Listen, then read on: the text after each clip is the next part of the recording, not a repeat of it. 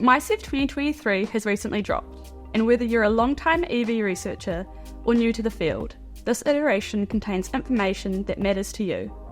I'm Millie from Izon Science. Today I'll be covering MISEV 2023's SEC recommendations with specific guidance for QEV users. Every few years, the International Society of Extracellular Vesicles comes together to conduct an extensive survey of the field.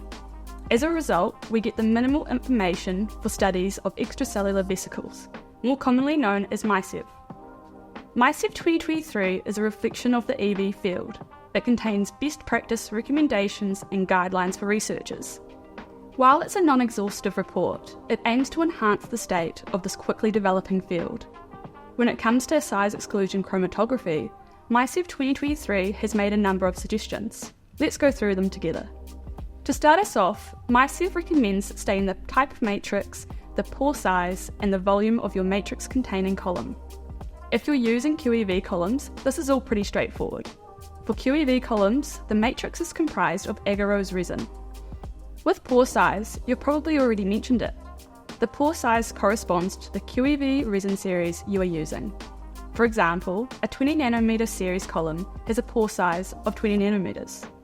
Your column dimensions are shown in this table. Alternatively, the effective column volume can be found in the respective user manual, where it's defined as the volume between the upper and lower fret.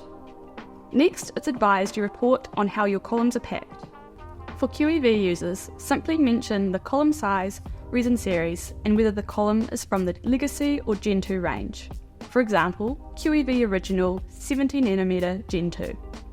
The third suggestion involves reporting any pre-SEC sample information. This includes the source and volume of your pre-SEC sample. While MISEV guidelines recommend stating particle concentration prior to SEC, we're not exactly sure how this is achievable in practice. So make sure you describe in detail the sample source and volume, alongside any relevant biometric data, sampling techniques, and any other pre-SEC steps. Along the same vein, MISEV 2023 suggests reporting on any post-SEC concentration methods. Post-SEC processing can affect the isolate's composition, and therefore the concentration factor and method should be reported. Now when it comes to your buffer, MISEV 2023 has recommended reporting its volume and composition for both SEC isolation and EV storage. This is because buffers can alter the number, size, and stability of EVs. The sixth recommendation is to include the number and volume of fractions collected, even if you use what is outlined in the QEV user manual. Note that we refer to the pooled collected fractions, which are enriched in EVs, as the purified collection volume, or PCV. And lastly, you should be stating whether your columns are being reused. If they are, describe how many times and what the method of regenerating or cleaning the column is. Please remember that these are all guidelines and were determined by the general consensus of the field. These are not requirements, and the EV field is constantly evolving.